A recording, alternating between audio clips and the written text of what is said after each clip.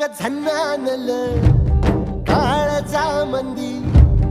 अन हत्ता मंदी हात आलं जी सैराट झालं